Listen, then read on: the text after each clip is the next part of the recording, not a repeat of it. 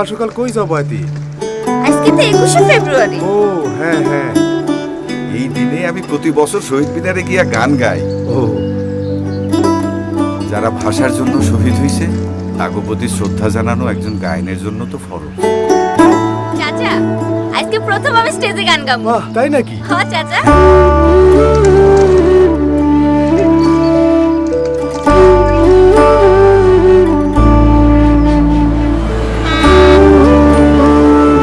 বাবা, চলো, চলো।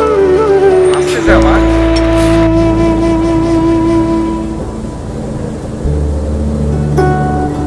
আজকে না হয় একটু কষ্ট করলেই হয়। ভাষার জন্য যারা শহীদ হয়েছে ওগুলি গান।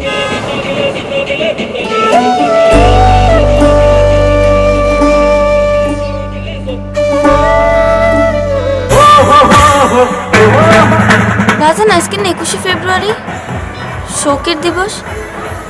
সবাই এমন করতেছে কেন?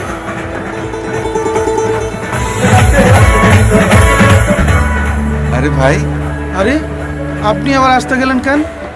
না ঈশা কি পারি। আপনার ওইসব শোক দিবসের গান এখন কি কেউ আর শোনে? এবছর গানের লিস্টে তো আপনার নামই রাখা হয়নি। আমার নাম নাই? এত বছর ধরে আমি এই শহীদ মিনারে গান গাইতেছি। কি আর করা বয়তি সাহেব, জামানা পাল্টাইছে।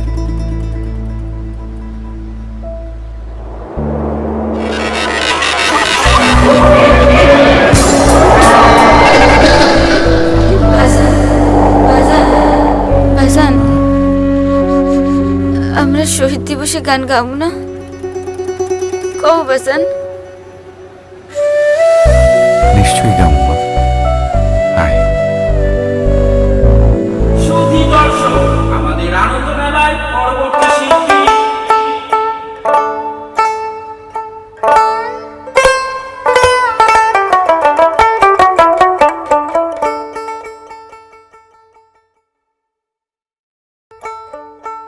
ওরে কইছে যাহাই আমার দাদা,